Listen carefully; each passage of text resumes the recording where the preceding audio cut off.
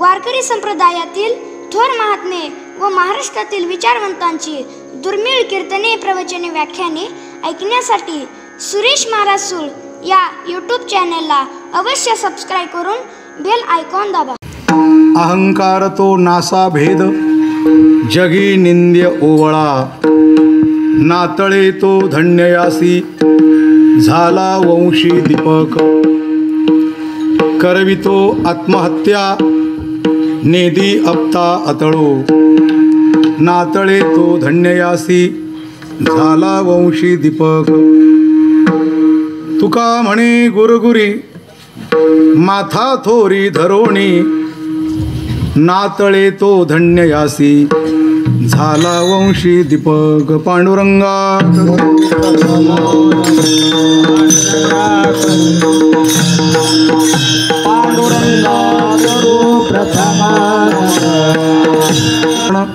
होय सकळ विद्यांचे अधिकरण, तेची वंदू श्रीचरण श्रीगुरूंचे ते नमस्कारोणी आता.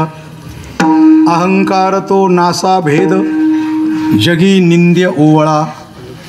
नातळे तो धन्ययासी, झाला वंशी दीपक.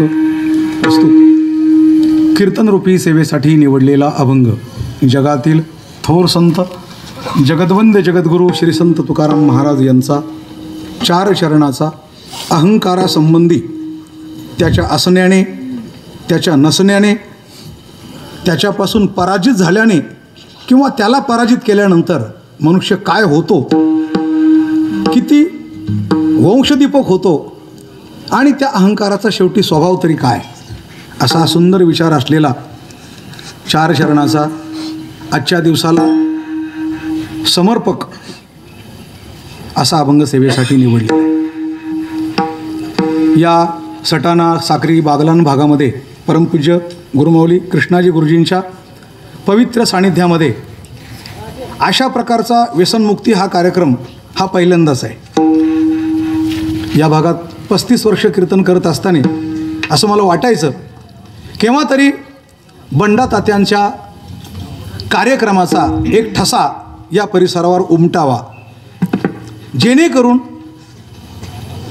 समाज कसा घडवायचा असतो, विद्यार्थी कसे तयार करायचे असतात, त्यांना कशी प्रेरणा द्यायची असते, त्यांना कसं बाळकडू द्यायचं असतं, हे या भागात यावं असं अनेक दिवस वाटत होतं आणि ते यावर्षी माझ्या मनाप्रमाणे झालं. कारण बंडा तात्या, त्यांचे सर्व कार्यकर्ते, सर्व विद्यार्थी वर्ग आणि 3 दिवसाच्याच कार्यक्रमामध्ये पण कार्यक्रम करायची शैली, हातवटी, ज्याच्यात फारसं अवडंबर नाही पण परिणाम होईल अशा प्रकारचे सद्गुण प्रेरले जातात, अशी एक प्रकारची विशिष्ट हातवटी. अलीकडे छोट्याशा कार्यक्रमाच्या किती मोठ्या जाहिराती असतात ते आपण पाहतो, अवडंबर फार मोठं पाहतो, पेपर, जाहिरात आदी करून सगळी काही. पण तसं या कार्यक्रमाचं फारशी जाहिरात नाही, हा परिणामकारक कार्यक्रम आहे.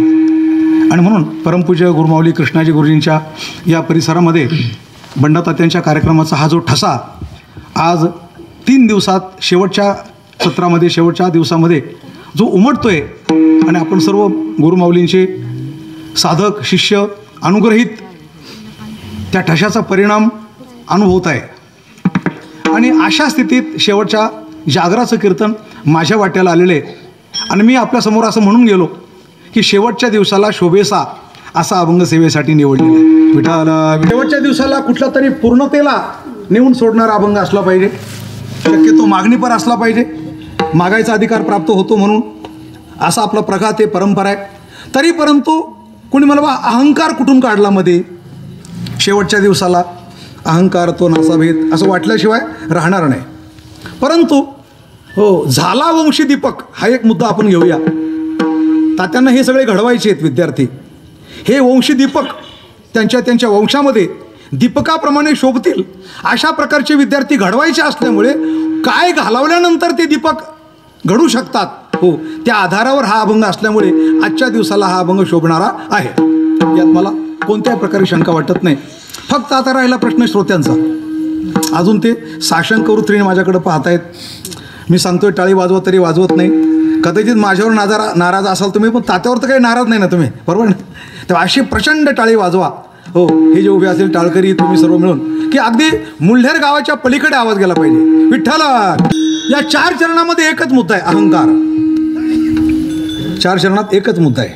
किंबहुना कोणता अभंग पहा, कुठल्या तरी मुद्द्याला धरून तो अभंग निर्माण झालेला असतो. म्हणून पाहण्याचा पहिला दृष्टिकोन बदलला पाहिजे आपला अभंगाकडे, की ते केवळ गेय नाही. गाण्याकरता आपण अभंग कुठंतरी गात्यातून शोधून काढतो, त्याला चाल बसती की नाही ते पाहतो, त्याची काणी मात्रे आपल्या रागरागिणीला तालाला आडवे येतात का काय ते पाहतो, आणि आपल्या सोयीनुसार बदल करतो आणि मग गातो. ही गायकांची पद्धत बरं का. आणि बऱ्याच वेळेला मोठे मोठे गायक हो शब्दांमध्ये बदल करतात है ना. सुंदर ते ध्यान उभे विटेवरी, ते उभा विटेवरी म्हणतात. करकटेवरी ठेवून या, तुळशीहार गळा काशे पितांबर, आणि आवडे निरंतर ती ध्यान नाही म्हणत, रूप म्हणतात. त्यांना काय वाटतं माहिती का, तुकाराम महाराजांनी काही चूक केलेली आपण सुधरून काढावं. तेव्हा अभंगाकडे पाहण्याचा आपण दृष्टिकोन बदलला पाहिजे, की पहिली गोष्ट म्हणजे हे तुकाराम महाराजांची आहे. दुसरी गोष्ट याच्यासाठी तुकाराम महाराजांनी आपला संसार दूर ठेवलेला आहे, त्याचा त्याग केलेला आहे. तिसरी गोष्ट हे पाण्यात टाकल्यानंतर सुद्धा कोरडे निघालेले हो, याचं एक दिव्य झालेलं आहे अलग लक्षामध्ये. हे प्रासादिक आहे हो. या अभंगांचा आणि ग्रॅज्युएट झालेल्या माणसावर सुद्धा परिणाम झालेला आहे हो. नैष्टिक ब्रह्मचारी जगणारे जीवन जगणारे जोग महाराज, त्यांच्यावर सुद्धा या अभंगाचा परिणाम झालेला आहे हो. आणि आपल्यावर सुद्धा झाल्याशिवाय राहणार नाही असा दृष्टिकोन व्हायला पाहिजे. तो अजून झालेला नाही. गाथा विकत घ्यायला गेलं तर केवढ्याला हो? 40 रुपयाला. फार महाग हो एवढंसं पुस्तक. गाथ्याची किंमत करायची असते का? तुम्ही बाकीची बिडीची किंमत करत नाही, सिगारेटची किंमत करत नाही, आणि गाथा नाही मग नंतर येतो म्हणतात. अशी ठेवून द्या. गाथ्याची किंमत करता तुम्ही. म्हणून अजून गाथ्याकडे पाहण्याचा आणि अभंगाकडे पाहण्याचा जोपर्यंत आपला दृष्टिकोन बदलत नाही तोपर्यंत अभंगात काय आहे आणि कोणत्या मुद्द्याला धरून अभंग तयार झाला हे आपल्याला कळणार नाही. विठाला थोडी अतिशयोक्ती होईल पण सांगतो, मी तर या मताचा आहे, ज्याप्रमाणे गंगेकडे पाहण्याचा माझा दृष्टिकोन असला पाहिजे. माऊलीजी म्हणता ना, पाहता पाहिले आहे ना, पाहता पाहिले किंवा पाहे पा, ह्या दोनदा शब्द येतो. पाहे पा, एकदा पहा गंगेकडे ते पाणी आहे, पण आणखी थोडं पुढं जाऊन पहा ते तीर्थ आहे. बरोबर. एकदा पाहिलं हे माणूस आहे, दुसऱ्यांदा पाहिलं पण ते माझे वडील आहे ना, बरोबर ना. एकदा पाहिलं ती स्त्री आहे, दुसऱ्यांदा पाहिलं ती माझी धर्मपत्नी आहे. म्हणजे पत्नीकडे पाहताना सुद्धा दोन दृष्टी असायला पाहिजे ना. वडिलांकडे पाहताना हो, गंगेकडे पाहताना. आता ही गोदावरी आहे, गंगा आहे हो. गंगेमध्ये स्नान करून पाप जातं असं ज्यावेळेला आपण म्हणतो, ते काही पाण्याने पाप जातं का तीर्थाने पाप जातं? बरोबर आहे ना. इतर नद्यांना तीर्थ आहे, पाणी आहे, पण गंगेला काय तीर्थ आहे. गंगा नव्हे जळ, वृक्ष नव्हे वडपिंपळ, तुळशी रुद्राक्ष नव्हे माळ, श्रेष्ठ तनू देवाची. गंगेला पाणी नाही, ते तीर्थ आहे. त्यामध्ये आपली ते तशी दृष्टी व्हायला पाहिजे. नवे नवे याच्या पुढे जाऊन सांगायचं म्हटलं तर गंगेमध्ये गंगा नावाची देवता आहे, गोदावरीमध्ये गोदा नावाची देवता आहे, हिमालयामध्ये हिमालय नावाची देवता आहे, सह्याद्रीमध्ये सह्य नावाची देवता आहे.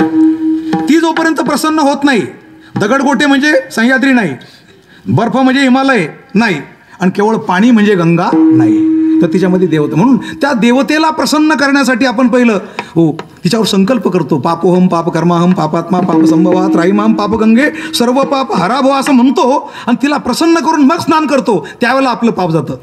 बरोबर आहे. त्याचंच पाप जातं मी तर असं म्हणेल. नाही तर गंगेवर स्नान करायला गेला, मिश्री लावलेली इकडं तिकडं थुंकतोय आणि अंगावर पाणी घेतोय, त्याच्याकरता गंगा हो पाप घालण्याकरता तयार बसलेली.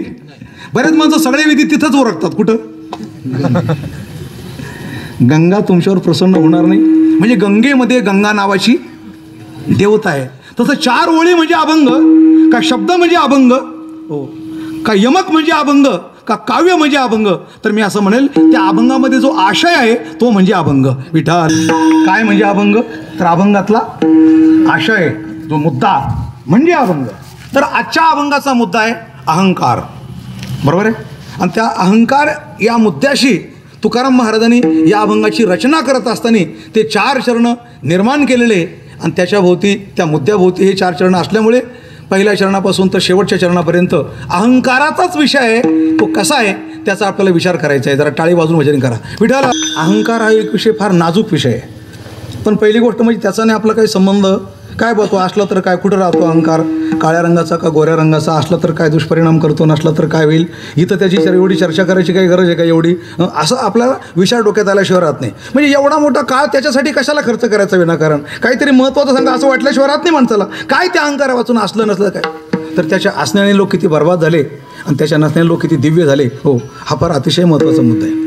विनंती एवढ्या करतो आपल्याला थोडीशी छोटीशी, की आपले जे मोबाईल असते ना 1 तासापुरते स्विच ऑफ करून ठेवा, नाही तर सायलेंटवर ठेवा, अलग लक्षामध्ये, नाही तर कोणाकडे देऊन मंडपाच्या बाहेर त्याला देऊन टाका. कारण आपल्याला एका महत्त्वाच्या मुद्द्याचा विचार करायचा आहे. विठाला विठाला, कुठं राहतो है ना, काय करतो, कसा येतो, कसा आतमध्ये प्रवेश करतो, आतमध्ये कसं घर निर्माण करतो आणि माणसाकडून कशा चुका करून निर्माण करून घेतो, एवढं कळण्याकरता तो का कुठं राहतो एवढा विचार आपल्याला केला पाहिजे. तुम्ही तर विज्ञानवादी, मोबाईल, कॅम्प्युटर हो चालवणारी माणसं आहे, शिकलेली माणसं आहे सगळे. कोण डॉक्टरसुद्धा आतमध्ये कोणता रोग आहे बरोबर ना, त्याची चिकित्सा करतो. उगाच काही औषध देत नाही, चिकित्सा करतो. अमुकच रोग आहे, रोगाचं निदान लागल्याशिवाय औषध देत बसण्यात काही अर्थ नाही.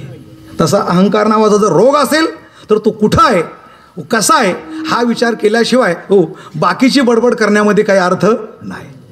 काय अहंकार म्हणजे, ज्यावेळेला रोग आतमध्ये आहे, त्याचे दुष्परिणाम बाहेर दिसतात, तेव्हा डॉक्टर काय करतो, तपासतो है ना.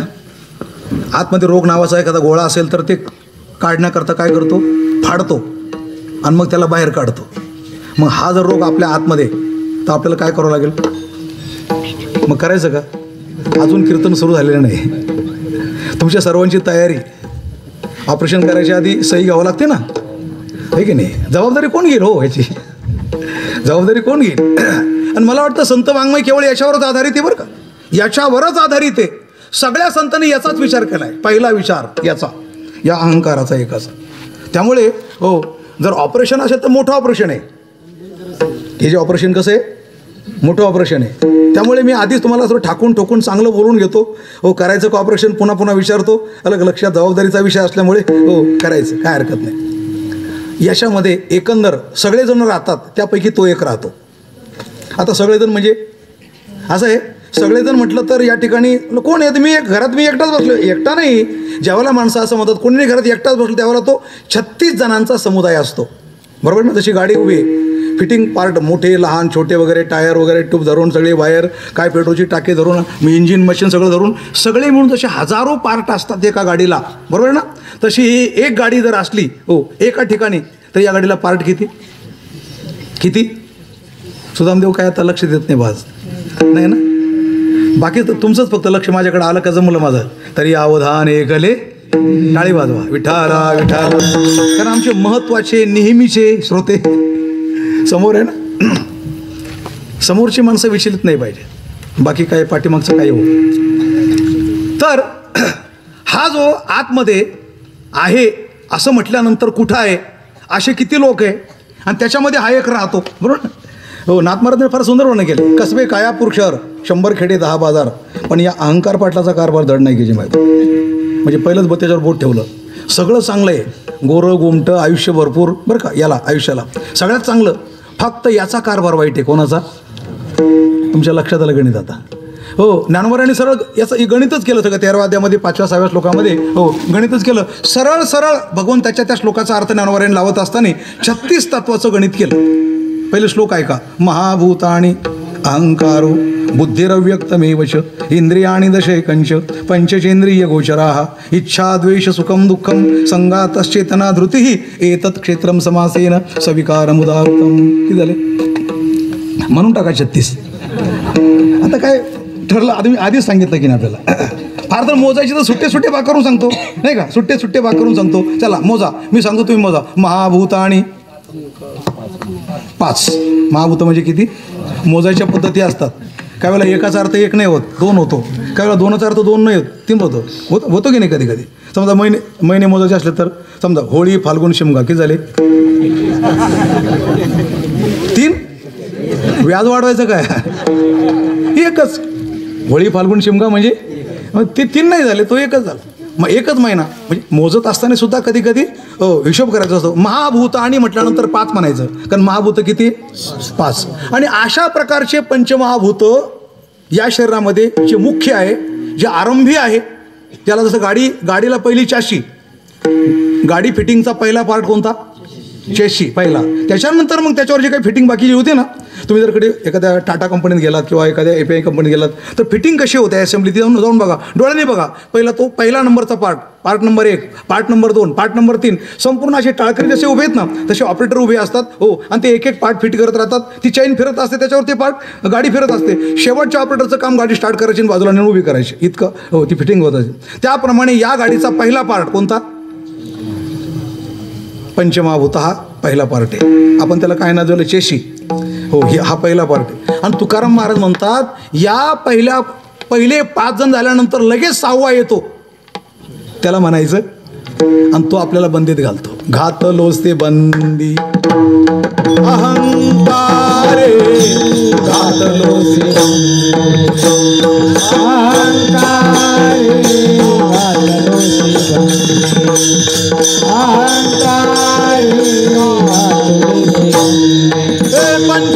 पंचभूताचे सापडलो संधी, पंचभूताचे सापडलो संधी, पंचभूताचे सापडलो संधी, पंचभूताचे सापडलो संधी, घातलो सेवंदी अहंकारे, अहंकारे,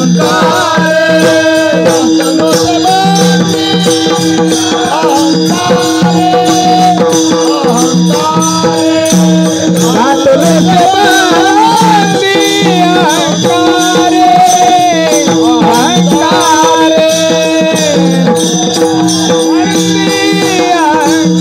अहंकारे, अहंकारे, घातलो सेवंदी अहंकारे, अहंकारे, पंचभूताचे सापडले संधी,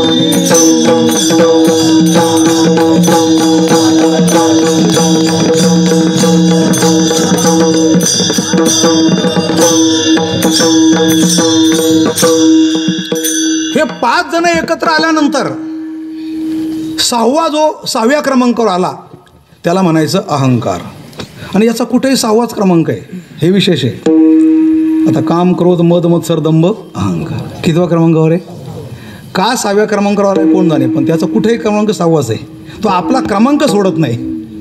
हा अहंकार आपला क्रमांक सोडत नाही. शंकराचार्याने सुद्धा याला घालवावा कसा याच्याकरता 6 श्लोक लिहिले. त्याला षटक म्हणतात, आत्मषटक.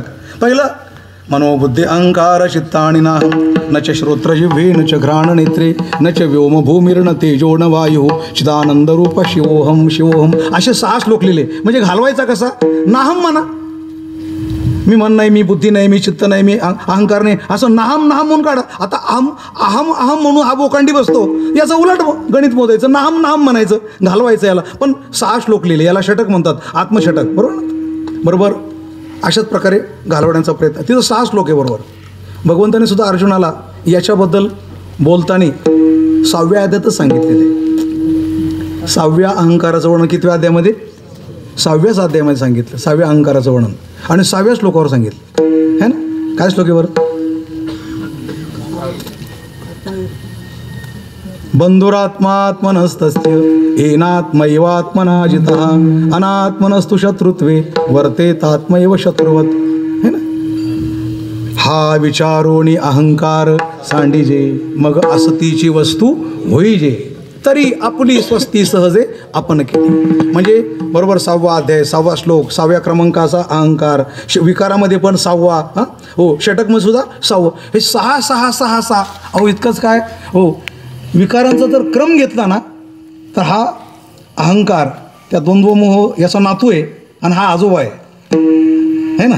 तिथं सुद्धा तो बरोबर क्रमामध्ये 6वाच येतो. इतक्या प्रमाणामध्ये अशा प्रकारचा असलेला हा जो अहंकार आहे हो, या अहंकाराचा क्रम 6वा असल्यामुळे बरोबर तुकाराम महाराज म्हणतात पंचभूताचा गोंधळ एके ठाई केला मेळ लाविला सबळ अहंकार या वाढी पंचभूताचा गोंधळ केला एके ठाई केला लाविला सबळ अहंकार त्या पाठी पंचभूतांचा गोंधळ एके ठाई केला मेळ लाविला सबळ केला पंचभूतांचा गोंधळ एके ठाई केला मेळ पंचभूताचा गोंधळ एके ठाई केला पंचभूतांचा गोंधळ एके ठाई केला लाविला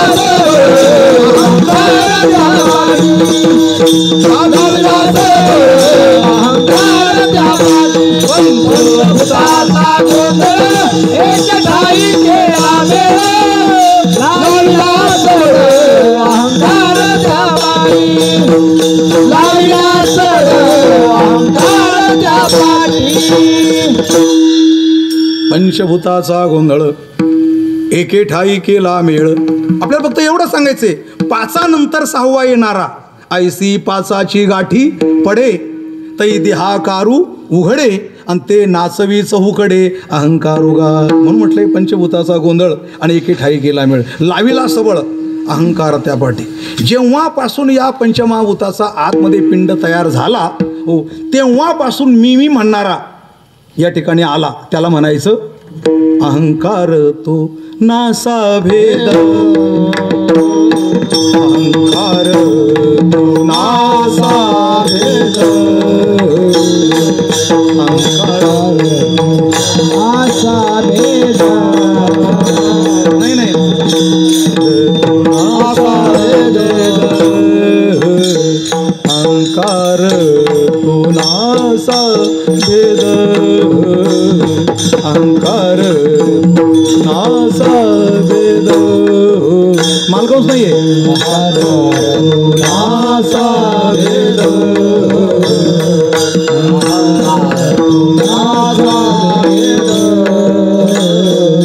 जगी निंद्य ओवळा जगी निंद्य ओवळा नाचळे धन्यायासे नाचळे धन्यायासे जगी निंद्य ओवळा जगी निंद्य नाचळे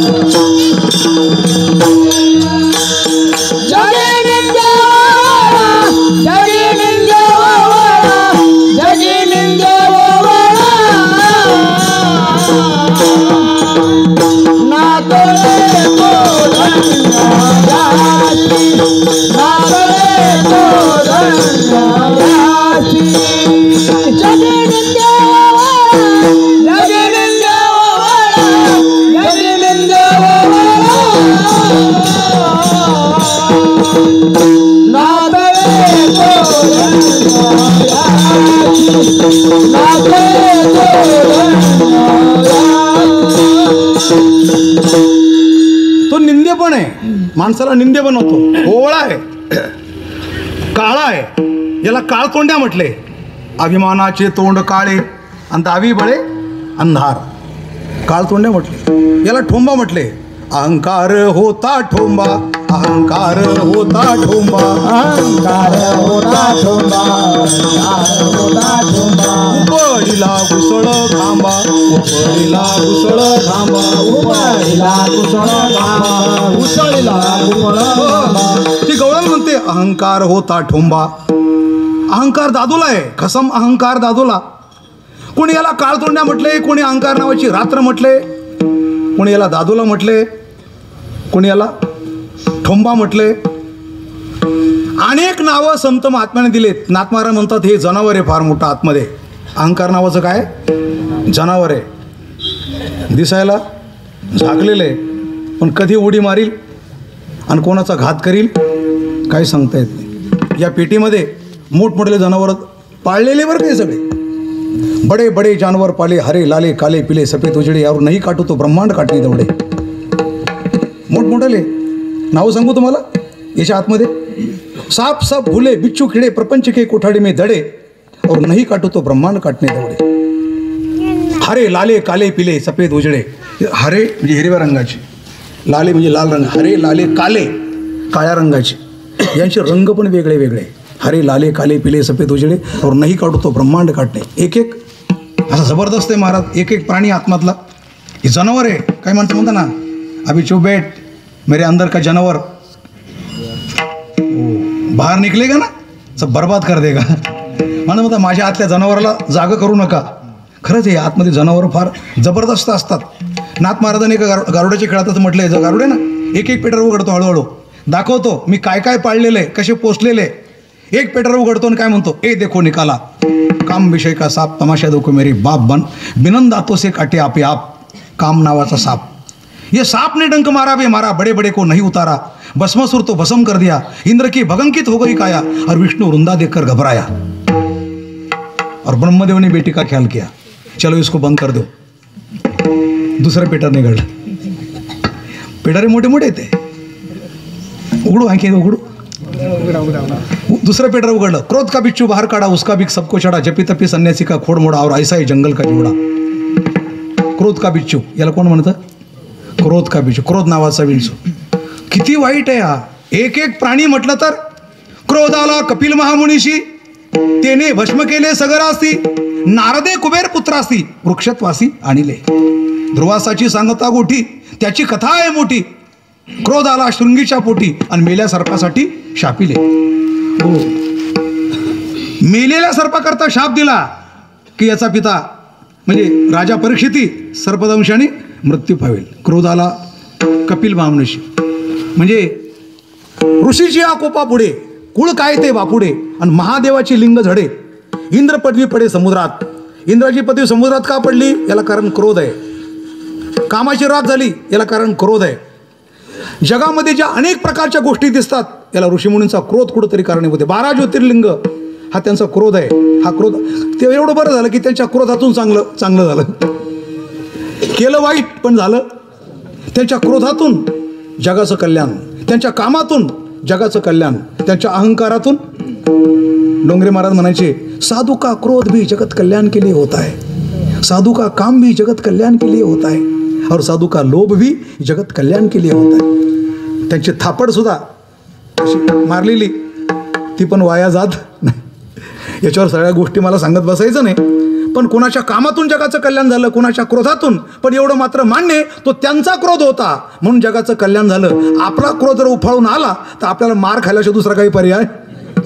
त्याचं नाव अहंकार. विठाला विठाला. क्रोध क्रोध का बिच्छू बाहेर काढा सबका. हो, म्हणजे जपी तपी संन्यासी का खोड मोडा, ऐसा आहे जंगल का जेवढा. अशा प्रकारे जंगलात राहणारा, या आतमध्ये राहणारे एक एक प्राणी हो इतके भयंकर आहे. आणि एका एका प्राण्याने, आता क्रोध नावाचा प्राणी, चोऱ्या मारामाऱ्या जगाच्या चालल्यात ना, याच्यामुळे चालल्यात ना. क्रोधामुळे भांडणं, क्रोधामुळे कोर्ट कचऱ्या, लोभामुळे. म्हणजे काही गोष्टी जगामध्ये क्रोधामुळे चालतात, काही कामामुळे चालतात, आणि काही लोभामुळे चालतात. कामाचा अतिरेक, हे डान्स बार, बिअर बार, भोगसृष्टी, त्याला मायानगरी म्हणतात, बॉलिवूड म्हणतात, आणखी काय काय म्हणतात, ते सगळं आहे ना. सगळे खान निर्माण झाले की नाही. पूर्वी तरी बुवा अफजल खान हे ठराविकच होते. आता तर सलमान खान, शाहरुख खान हे आपल्या घरात आले चित्रपटाच्या रूपाने. एकाने व्हॉट्सअपवर मला मेसेज पाठवला. काय पाठवला? बोले क्या बोले पनवती हो गए बोले, बाहर म्हणजे घर में सोता हूँ तो म्हणजे धरणी भूकंपाची भीती, अंदर सोता हूँ तो भूकंप और बाहर सोता हूँ तो सलमान खान. त्यांनी माणसं उडवलं ना 4 माणसं. म्हणजे आतमध्ये भूकंपाची भीती आणि बाहेर सलमान खानची भीती. झोपावं तरी कुठं आता, असा प्रश्न निर्माण झाला. तेव्हा हा कामाचं टोक आहे ते शेवटचं. हे बॉलिवूड क्षेत्र वगैरे सगळं बर्बाद करून टाकली तरुण पिढी, या चित्रपटवाल्यांनी बर्बाद केली. तुम्हाला टाईमपास वाटत असेल पण टाईमपास नाही हो, माणसं बर्बाद करून टाकले यांनी. काम, क्रोधाने पण तेच, लोभाचं तर काय सीमा पाहिजे ना. मिळवायचं किती, जमवायचे किती, संग्रह करायचं किती, बँकेत भरायचे किती, आपल्याला लागतात किती काहीतरी संग्रह, पण एवढा काही संग्रह, हा लोभाचा परिणाम आहे. आणि या सगळ्यांना कामाला बळ देणारा, क्रोधाला बळ देणारा, लोभाला बळ देणारा तो आपल्यामध्ये बसलेला आहे. त्याचं नाव आहे अहंकार. विठाला त्याचं नाव आहे अहंकार. म्हणून तुकाराम महाराजांनी आवाहन केले सर्व जगाला, सगळ्या तपस्व्यांना, सगळ्या साधकांना. हो, एकच आवाहन केले. तुम्हाला याला जिंकलं त्याला जिंकलं, तंबाखू वेगळी, हो नाही, जिंकायचं ना. जिंकाल तरी जिंका अभिमान, जिंकाल तरी जिंका अभिमान, जिंकाल तरी जिंका अभिमान, जिंकाल तरी जिंका अभिमान. दौडाल तरी दौडा लज्जा आणि मान, दौडाल तरी दौडा लज्जा आणि मान, दौडा तरी दौडा लज्जा अभिमान, दौडा तरी दौडा लज्जा अभिमान. धराल ते धरा शंभूचे ध्यान, धराल तरी धरा शंभूचे ध्यान, धराल तरी धरा शंभूचे ध्यान, धराल तरी धरा शंभूचे ध्यान. दावालपणा ऐसा दावा तो, दावालपणा ऐसा दावा तो, दावालपणा ऐसा दावा तो, दावालपणा ऐसा दावा तो, दावालपणा ऐसा दावा तो, दावालपणा ऐसा दावा तो, दावालपणा ऐसा दावा तो, दावालपणा ऐसा दावा तो. अरे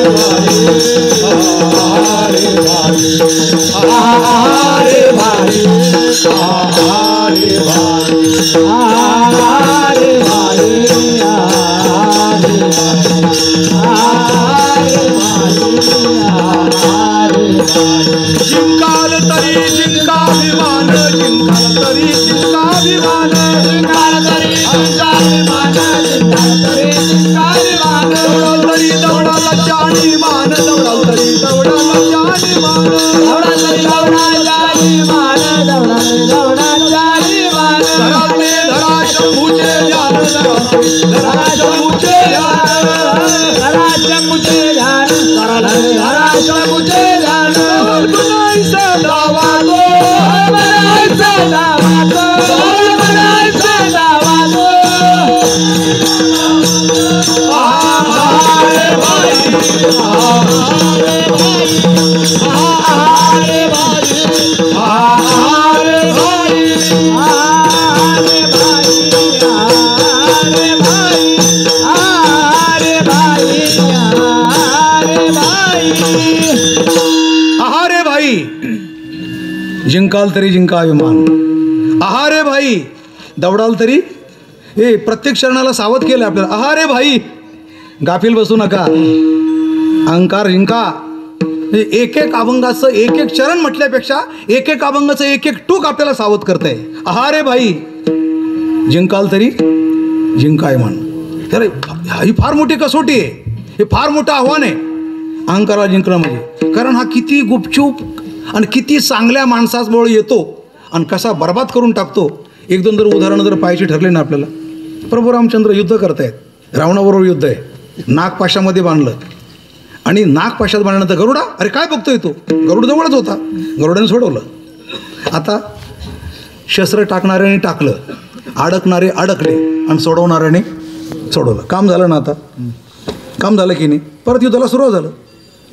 पण शस्त्र टाकणाऱ्याने टाकलं, अडकणारे अडकले, सोडवणाऱ्याने सोडवलं आणि युद्ध सुरू झालं.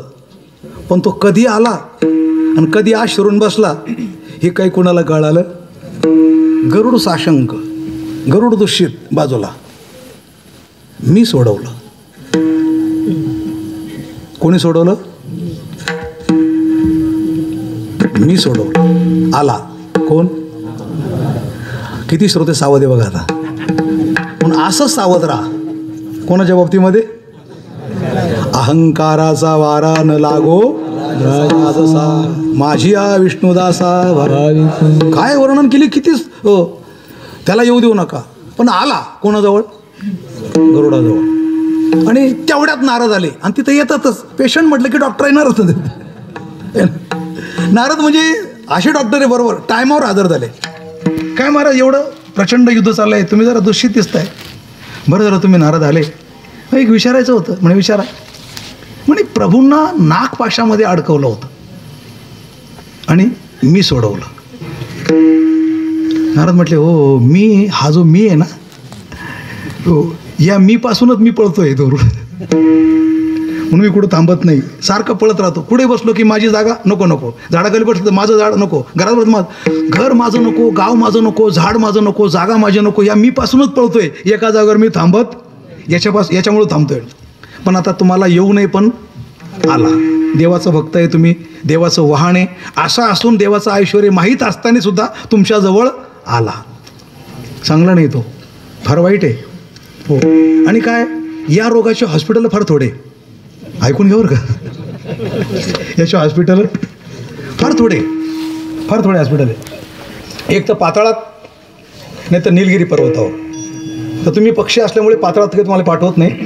पण निलगिरी पर्वतावर गरुड महाराज बसलेले हो, आपलं कागभ्रशुंडी बसलेले. आणि ते कागभ्रशुंडी पक्षी कुळाला रामायण सांगतायत. त्या ठिकाणी तुम्ही जा हो. तुम्हाला जो आलेला आहे तो त्या ठिकाणी जाईल. विठ्ठल विठ्ठल. जेव्हा गरुड महाराज त्या ठिकाणी गेले, कागभ्रशुंडीने आनंद झाला. एवढे मोठे भगवंताला आपल्या पाठीवर घेऊन फिरणारे हो, एकाची उड्डाणे सप्तही सागरात येत असे मिठी, अशा प्रकारचे हो या स्वागत आहे. पण ते सावधच होते, कारण नारदाने पाठवले आपल्याला. या म्हणण्यात तुझं येऊ द्यायचं नाही. कळलं ना तुम्हाला? नुसतं मागून पुढं या म्हटलं तरी येतो. कोण? काय सावध श्रोते बघा. ते माणूस येतो असं नाही. कोण येतो? हा येतो ना, ताबडतोब येतो लगेच, ताबडतोब. सावध राहिलं पाहिजे त्याच्यापासून, फार सावध राहिलं पाहिजे. तर आता गरुडाला या म्हणणं सुद्धा पटत नाही, पचत नाही. कारण का? आपल्याला तो रोग आहे आणि एका चांगल्या डॉक्टरने त्याचं निदान लावलेलं आहे. आणि रोगाच्या निवृत्तीकरता आपण इथं आलेलो आहे. आपण पंढरपूरला कशाकरता जातो? घालवण्याकरता जातो का वाढवण्याकरता जातो? आणि खरं सांगा माणसं काय करतात तिकडे गेल्यानंतर? अरे पंढरपूर म्हणजे काय? उठा उठी अभिमान,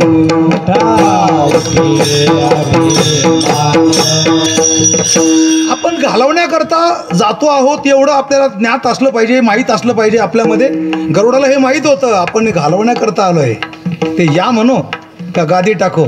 आता पुन्हा तो आपल्याजवळ का आला याचं उत्तर सापडल्याशिवाय इथून जायचं नाही. स्वागत केलं. आणि मग कागभ्रशुंडी रामायण सांगतात. मूळ त्याचं तेच आहे. कागभ्रशुंडीला सुद्धा आला होता. कोण?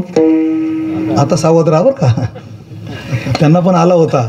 त्यांना पण एक दिवस कावळ्याच्या रूपाने भगवंताची बाललीला चालू असताना रामावतारामध्ये हो, आणि तो प्रसादच घेऊन हातातून ओढायचा. कावळा बघू ना म्हणे हे ब्रह्मन हे ना रांगतं कसं काय, दशरथाचा पुत्र कसं काय हो. असं वाटल्यानंतर प्रभूने वाटलं अरे हा तर माझीच मस्करी करायला लागला आता. आणि मग भगवंताने त्याला लीला दाखवली. शेवटी त्या कागभ्रशुंडीला हे कळे ना की आपण भगवंताच्या उदरामध्ये हो अनंत कल्पच्या कल्प भ्रमण करत राहिलो, पण बाहेर पडायला काही जागा सापडली. अनंत ब्रह्मांडे उदरी हे ना, त्याच्या उदरात आहे असा तो. हे सर्व जगत त्याच्या एका अंशावर आहे हो. कागभ्रशुंडीला वाटलं आता पुन्हा आपलं निलगिरी पर्वत शोधत बसण्यापेक्षा या उदरामध्ये जावता कुठंतरी स्थिर व्हावं, थांबावं हो. आणि अशा प्रकारचे कागभ्रशुंडी शेवटी पक्षीकुळाला रामायण सांगत बसलेले हो. केवळ त्याच्यामुळेच भ्रमण करत राहिले होते. त्याच्यामुळे कोणामुळे? अहंकारामुळे. आणि ते रामायण चालू आहे. कागभ्रशुंडी म्हणजे हो असं आहे. 14 कल्प मार्कंडेया पडे तैलो महर्षाचे एक रोम झडे. आणि बकदाला बेचे निमिष मोडे गेले एवढे रे मना. बकदाला बेचे पुरे निमिष ते उपटे व अंशाचा एक पीस. आणि तयाशी होता मृत्यू प्रवेश तो एक श्वास भ्रशुंडीचा. हे गणित कसं आहे बघा ना. पहिली गोष्ट मार्कंडेयाचा आयुष्य किती? 14 कल्प मार्कंडेया पडे. नाथमहाराजांनी उगाच नाही वर्णन केलंय. एका तासा माझी कोटी वेळा सृष्टी आणि होती जाती दृष्टी पाहे तोची. असे ते चिरंजीव आहे. 14 कल्प मार्कंडेयाचे झाले की मग तै लो मार्शाचा एक रोम जडे. मग लो मार्शाचा एक म्हणजे हे गणित कसं? गणितावर गणित, गणितावर गणित. कारण आता आकडे संपले ना. आकडे संपल्यानंतर पुढं गणित शून्य किती द्यायचे याला काही सीमा राहत नाही. हो गणिताला सीमा असते. समजा हो 1वर 2 शून्य दिले की किती होतात? 100. असे 100 झाल्यानंतर किती होतात? 10,000 है ना. असे 10,000 झाल्यानंतर 1,00,000. असे 1,00,000 100 झाल्यानंतर 1 कोटी. असे 1 कोटी 100 झाल्यानंतर 1 अब्ज. असे अब्ज 100 झाल्यानंतर 1 खर्व. असे खर्व 100 झाल्यानंतर 1 निखर्व. असे निखर्व 100 झाल्यानंतर 1 अंत्य. असे अंत्य 100 झाल्यानंतर 1 पद्म. असे पद्म 100 झाल्यानंतर 1 परार्ध. काय ते पुढं 18वी संख्या परार्ध. असे परार्ध 100 झाल्यानंतर असं पुढं गणित केलं याच्यावर व्हॉट्सअपवर. असे परार्ध 100 झाल्यानंतर 1 अजित पवार. असे अजित पवार 100 झाल्यानंतर 1 छगन भुजबळ. असं ते पुढं गणित केलं ते. आणि असे छगन भुजबळ 100 झाल्यानंतर 1 शरद पवार. शेवटी बरं का. जसं त्या गणितामध्ये पैशाच्या बाबतीमध्ये म्हणा किंवा शून्य देता येत नाही ना, बरोबर. आता परार्धाचे म्हणतात किती? 18वी संख्या. हे 2013 साली जे पैसे होते ना त्यावरून कोणाचे किती पैसे त्याच्यावरती गणित आलं होतं सगळं. व्हॉट्सअपवर आताही गणित पाठवतात. मला काय म्हणायचं आहे, काही संख्या अशा आहेत की त्याला शून्य किती द्यायचे हे काही नक्की ठरलेलं नाही. तसं म्हणून शास्त्रकारांनी गणित असं केलं, 14 कल्प मार्कंडेयाचे झाले, 14 कल्प मार्कंडेय पडे ते लोमहर्षाचे 1 रोम जडे. मग तो लोमहर्षाचा 1 केस. मग आता विचार करा, 14 कल्पानंतर जर याच्या अंगावरचा 1 रोम गळून पडतो तर अंगावरचे सगळे रोम गळून पडायला किती वर्ष लागतील? करा हिशोब. मला काय, तुम्ही कॅल्क्युलेटर घ्या. आणि एवढे रोम गळून पडले की मग त्याचं आयुष्य संपलं. आणि असा लोमहर्ष संपला की मग 1 अंश त्याचा 1 पीस गळून पडतो. आणि त्याच्या अंगावरचे सगळे केस गळून पडले की मग 1 भ्रशुंडी. मरणांत पुरे भ्रशुंडीचा. इतकं आयुष्य ज्यांना आहे. पण एवढं आयुष्य असलेली माणसंसुद्धा, असलेले चिरंजीवसुद्धा याच्यापासून सावधान राहतात. कोणापासून? विठाला विठा रामायण चालले त्या ठिकाणी गरुड महाराज गेले. त्यावेळेला गरुडाला कळालं आपल्याला अहंकार झाला होता. हो, आता इथून पुढं अहंकाराला थारा द्यायचा नाही. याच्याकरता प्रभू रामचंद्राकडे पाहत असताना हो ते काय लीला करतात, ते काय बांधले जातात का सोडवलं जातात? कदाचित ते बांधले गेले आणि आपण सोडवले तरी ती त्यांची लीला आहे आणि आपली ड्युटी आहे. बरोबर ना. बांधले गेले ही त्यांची काय लीला आहे आणि सोडवलं ही आपली ड्युटी. आपली ड्युटी करता करता कोणाला येऊ नये. कोण? विठाला विठाला. आपण आपलं कर्तव्य बजावतोय ना, मग कर्तव्य बजावतो असताना तो आला नाही पाहिजे आपल्याकडं. एवढं आपलं कळलं पाहिजे. मी पंग दिली माझी, भगवंताने माझ्याकडून सेवा करून घेतली, म्हणजे तो येणार नाही. मी पखवाज वाजवला, मी चाल म्हटली, मी कीर्तन केलं, काय जे असेल ती सेवा. हो, या ठिकाणचा प्रत्येक माणसाला हा शब्द लागू पडतोय. हो, की आपण सेवा करतोय, आपण काहीतरी घेण्याकरता आलोय, त्याला वाढवण्याकरता आलेलो नाही. अशा अर्थाने हो जर आपण राहिलो तर नक्कीच याला आपण जर दूर ठेवलं तर आपण वंशामध्ये कुलदीपक होऊ, प्रकाशमान होऊ, सुगंधित होऊ, यात कोणत्याही प्रकारची शंका नाही. अभंगाच्या 2ऱ्या चरणात तो धन्य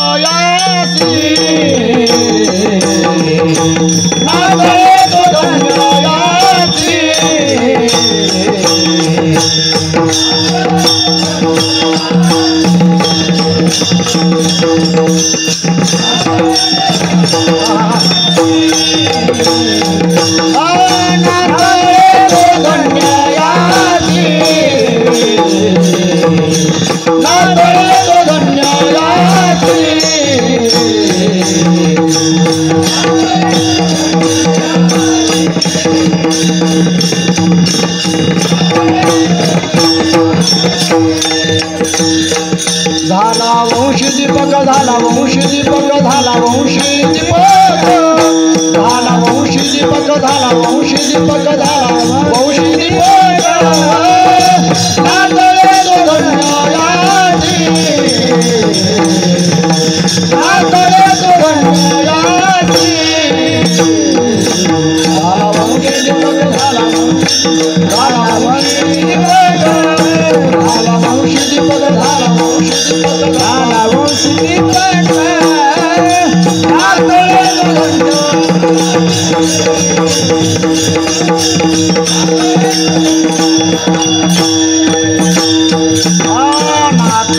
तो नातळे तो धन्याची, नातळे तो धन्याची, नातळे तो धन्याची, नातळे तो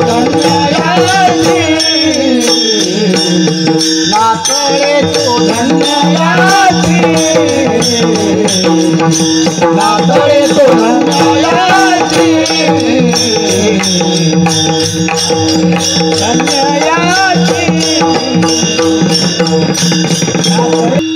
नातळ येतो म्हणजे याच्या नसण्याने काय आणि याच्या असण्याने काय. आता असण्याने काय गरुडाचं उदाहरण सांगितलं.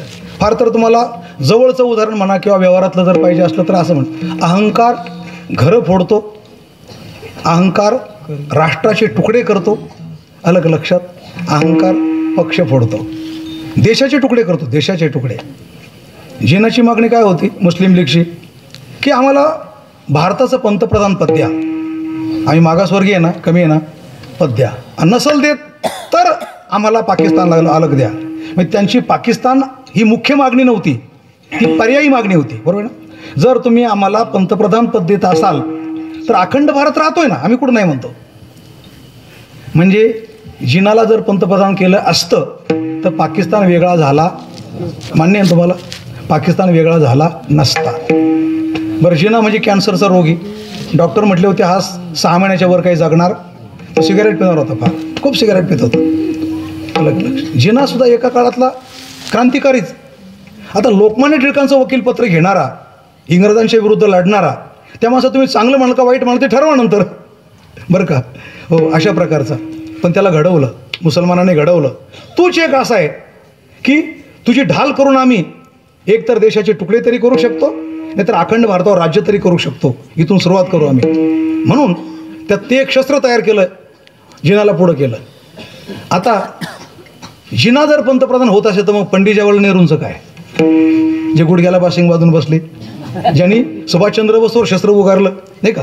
सुभाषचंद्र बोस थेट तिकडून जपान्यांची, हिटलरची मदत घेऊन भारताला जिंकण्याकरता आणि इंग्रजांना घालवण्याकरता सैन्य उभं केलं, चलो दिल्ली वगैरे, एवढे मोठे अट्टहास केले होते. आणि त्यांच्या अट्टहासाने जर भारत जिंकला गेला असता तर ते झाले असते. म्हणून याने आधी सांगितलं होतं सुभाषचंद्र बोस अशा प्रकारे जर प्रयत्न करतील आणि इंग्रजांना घालवायचा प्रयत्न करून जर भारत जिंकतील तर पहिली तलवार मी हातात घेईल. पंडित जवाहरलाल नेहरू म्हटले होते. याला म्हणतात अहंकार. पहिले म्हणून 87 फायली गुप्त आहे अजून. कोणाच्या? सुभाषचंद्र बोस यांच्या 87 फायली. आत्ता एक केस उभी राहिले, म्हणजे सुब्रमण्यम स्वामी, ते स्पेशल त्याच्यावरच आहे बरं का. ज्या 40 लाख केसेस पेंडिंगला होत्या ना, त्यांची उभी राहिली की सुभाषचंद्र बोसचा सुवर्णतोला हा विषय म्हणजे मोठा समारंभ झाला होता. आणि त्यावेळेला जी सोन्याने भरलेली पेटी होती, अमाप अशा प्रकारे ते जे ठेवलं होतं ते पंडित जवाहरलालांच्या बंगल्यात ठेवल्यानंतर 1-2 वर्षांनी ज्यावेळेला ते पाहिलं, त्याच्यामध्ये काही राहिलेलं नव्हतं. इथून सुरुवात आहे.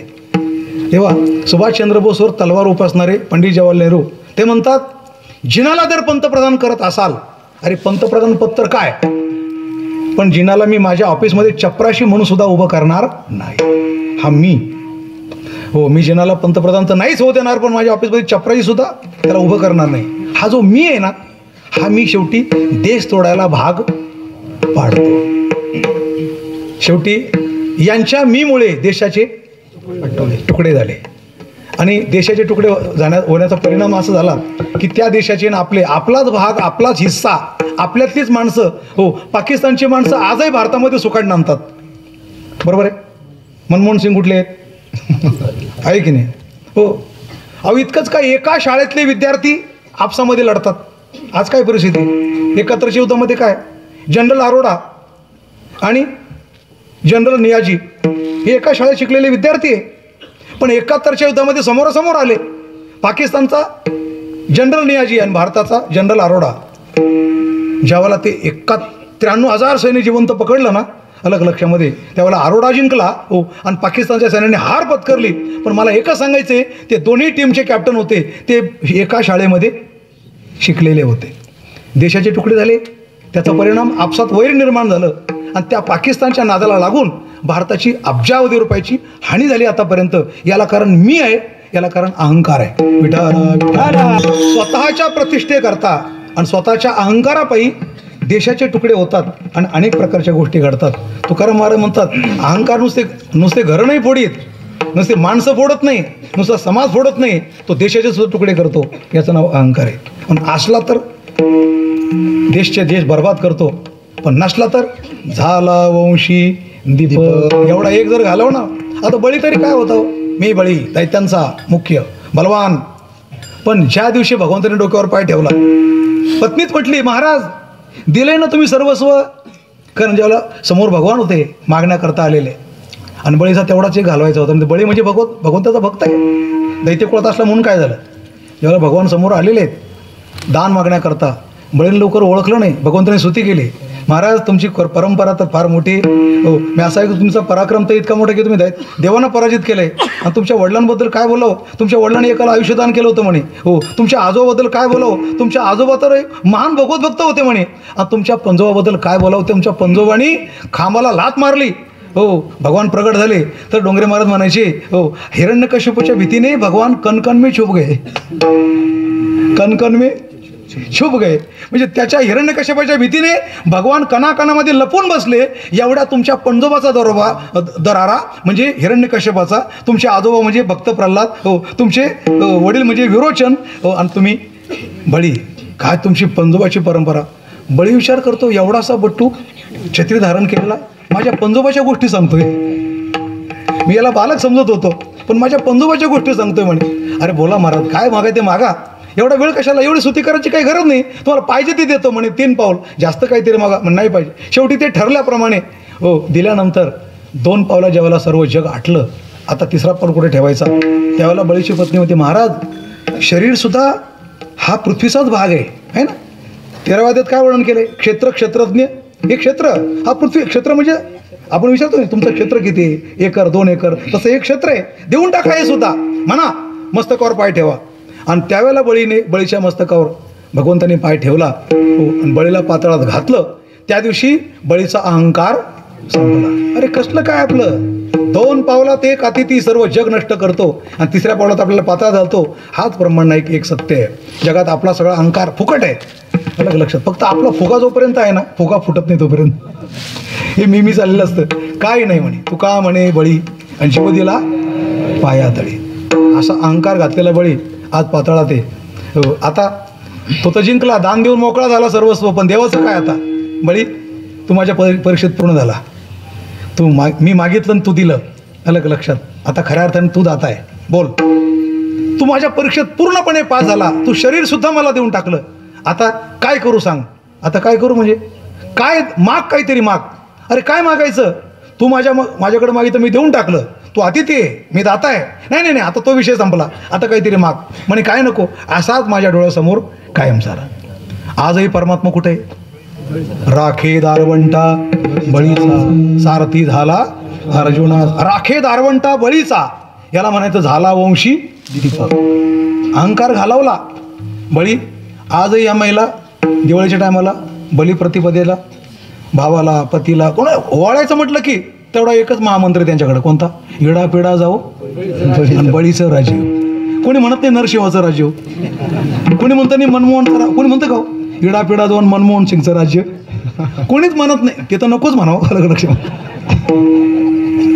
तसं बा नेहरू शर्ट देऊन गेले, बरोबर ना, गांधी टोपी देऊन गेले, तसं मनमोहन सिंग मौन देऊन गेले आपल्याला. माणसाने कमीत कमी किती बोलावं, अशा प्रकारचं सगळं प्रत्येकाची काहीतरी आठवण देऊन गेले आपल्याला. विठाला ते एकदा मोठ्या भाषणात बोलले होते, हजारो बातों से मेरी खामोशी अच्छी है,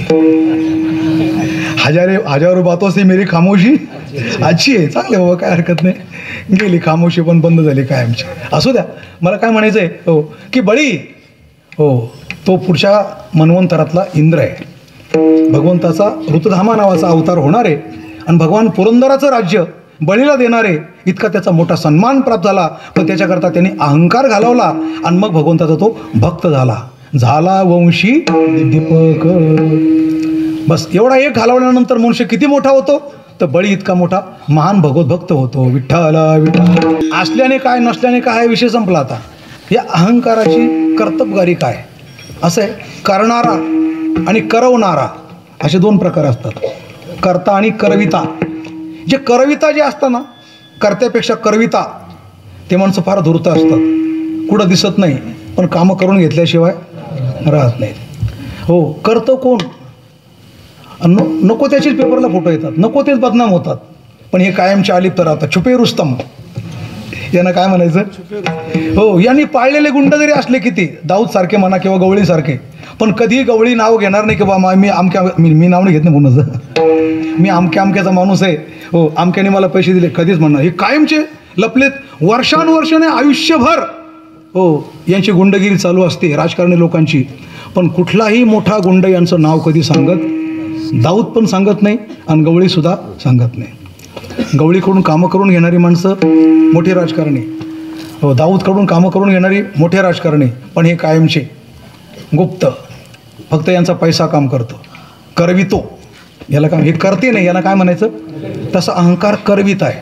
कसा करवित आहे बघा, आपल्या शरीरामध्ये ज्या काही घटना घडतात, पाहण्याच्या, बोलण्याच्या, चालण्याच्या, आणि त्यानुसार जे पाप घडतं, आपल्याला पत्नाला जावं लागतं, यमदंड सोसावे लागतात, जन्मामध्ये वाईट वाईट जन्म प्राप्त होतात, या सगळ्या गोष्टी या शरीरामध्ये घडतात.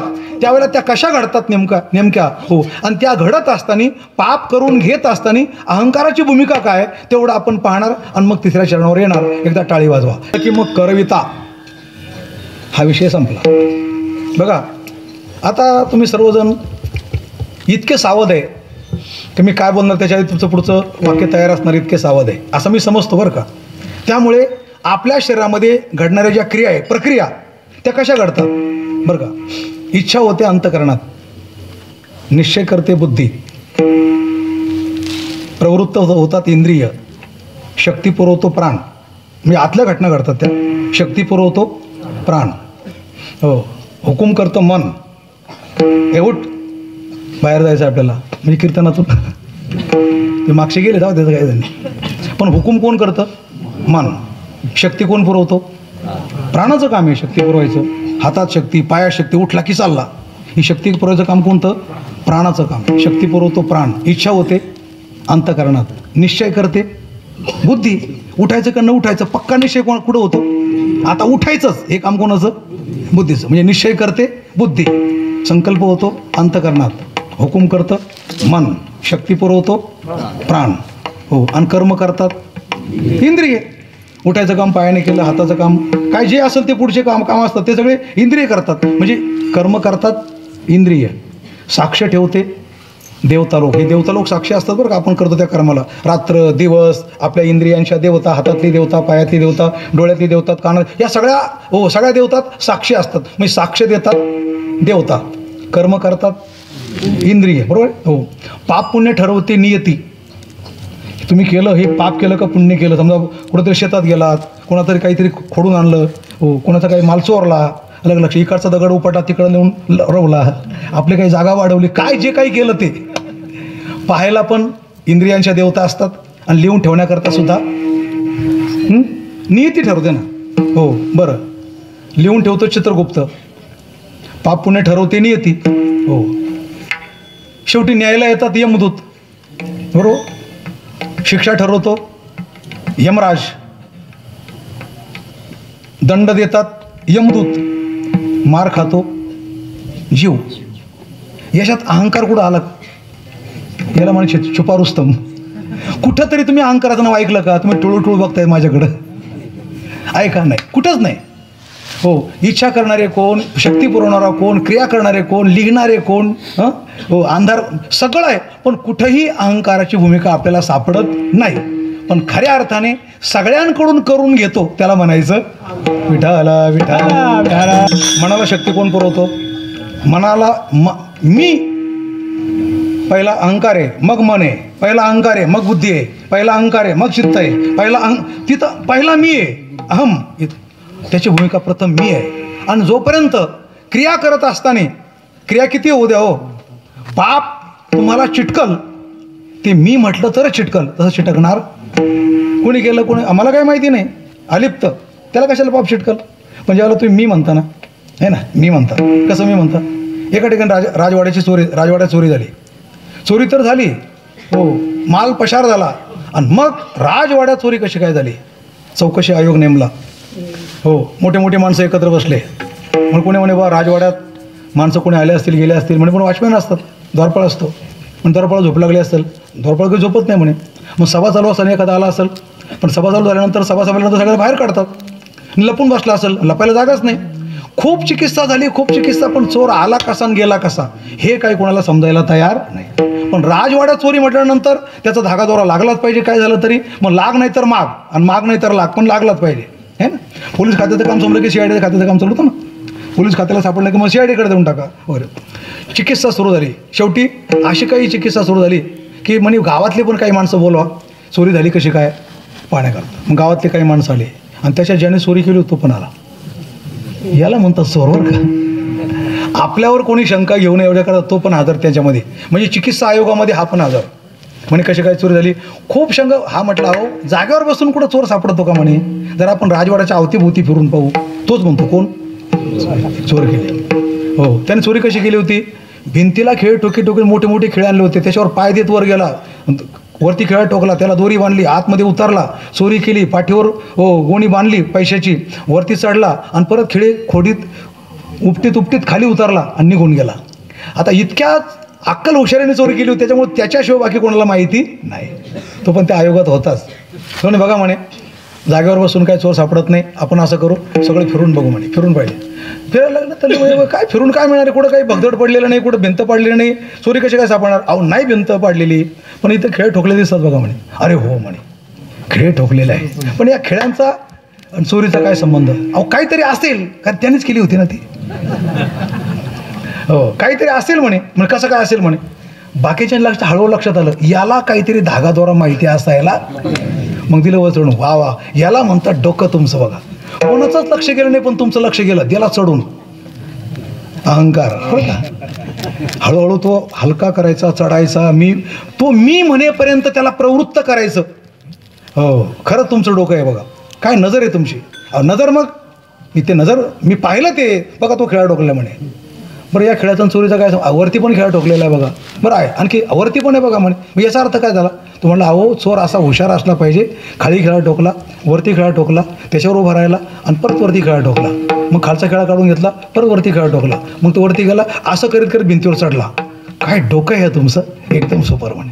अडकवला बघा तो. बरं मग पलीकडं खेळा ठोकला, दोरी बांधली, आतमध्ये उतरला. नंतर कसं काय, चोरी करून पाठीवर गोणी बांधली, दोरी धरून वरती आला, भिंतीवर परत आला, वरचा खेळा काढून घेतला, परत असेच जसे खिळे ठोकत वर गेला, तसे खिळे काढत खाली. आणि येता खालच्या खेळावरून तो काय म्हणत होता, वरचा खेळा काढला, खालच्या खेळावर पाय दिला, वरचा खेळा काढला, खालच्या खेळावर, आणि शेवटच्या खेळावरून उतरता असा पडलो म्हटल्याबरोबर पकडला त्याला. जोपर्यंत पडला म्हणेपर्यंत बरं तो काही पकडला गेला नव्हता. पण पडला म्हणेपर्यंत नाही पकडला, पण पडलो म्हटल्यानंतर याला म्हणतात चिटकला. आणि असं कर्माला चिटकवायला जो लावतो त्याला म्हणायचं अहंकार, त्याला म्हणायचं मी. हो, जो कर्माला चिटकत नाही, तैसा स्वस्वरूपे उठला, द्रश्येशी द्रष्टा हटला, तो नेणू काय हटला इंद्रिय ग्राम होतो. तो माझ्या इंद्रियाने काय केलं ते मला माहीत नाही आहे. पश्यन शृण्वन् स्पृश इंजिग्रण, ते मी काहीच केलं नाही, मी पाहिलं नाही, मी ऐकलं नाही. या पश्यती नाब्रू येते, याब्रू येते ना असं पश्यती. त्या सत्यतापाची गोष्ट आहे ना. म्हणे आमची शिकार पाहिली का, शिकार पाहिली म्हणे. कुठे शिकार पाहिली. अहो तुम्ही तप करताय ना इथं, मी शिकारी आहे. हो, कोणी काहीच सांगतं, पण खरं श्लोक आहे तो शिकारीवरच आहे. इकडं शिकार गेली का इकडे गेली. तो म्हटला बघा, या पश्यती सा न ब्रूयेते, या ब्रूयेते न सा पश्यती, अहो व्याध स्वकार्यार्थीम किम पृच्छशी पुन्हा काय मला पुन्हा विचारतायत. हो, या पश्यती सा न ब्रूयेते, जे पाहतात ते बोलत नाही. या पश्यती, या म्हणजे डोळे, पश्यती म्हणजे पाहायचं काम कोण करतं, डोळे. पण सा न ब्रूयेते, डोळे बोलतात का, नाही. बरं या ब्रूयेते म्हणजे तोंड बोलतं, पण सा न पश्यती, तोंड बोलतं पण पाहतं का. डोळे पाहतात पण बोलत नाही, तोंड बोलतं पण पाहत नाही. म्हणजे नेमकं तुम्हाला काय सांगायचं. आणि म्हणे ज्याने पाहिली ते बोलत नाही, आणि जे बोलतात ते सांगत नाही. हे म्हणे हा मूर्ख दिसतो त्याला बाजूला. कोणी मूर्ख म्हटलं तरी चालेल, पण उत्तर असं दिलं पाहिजे. आणि असं जर उत्तर दिलं तुम्ही कोणत्याही कर्माला चिटकत नाही. पण हे जरी सोपं गणित असलं, हे मजशिस्तव झाले परी म्या नाही ऐसे जेणे जाणे तले तो सुट लागा. पण आपण तर मी म्हटल्याशिवाय, मी वाजवलं, मी गायलं, मी कीर्तन केलं, मी पंगत दिली, मी वर्गणी दिली. आपण मी म्हटल्याशिवाय राहत नाही आणि हा अहंकार बोकंडी बसल्याशिवाय विठाला विठाला करवितो आत्महत्या, करवितो आत्महत्या, करवितो आत्महत्या, करवितो आत्महत्या, करवितो आत्महत्या, करवितो आत्महत्या, करवितो आत्महत्या, करवितो आत्महत्या. नदियात आतळो, नदियात आतळो, नातळे तो धन्ययाचे, नातळे तो धन्ययाचे. निर्यात आतळो, निर्यात आतळो, नातळे तो धन्ययाचे, नातळे तो धन्ययाचे. करवितो आत्महत्या, निर्यात आतळो, निर्यात आतळो, निर्यात आतळो, करवितो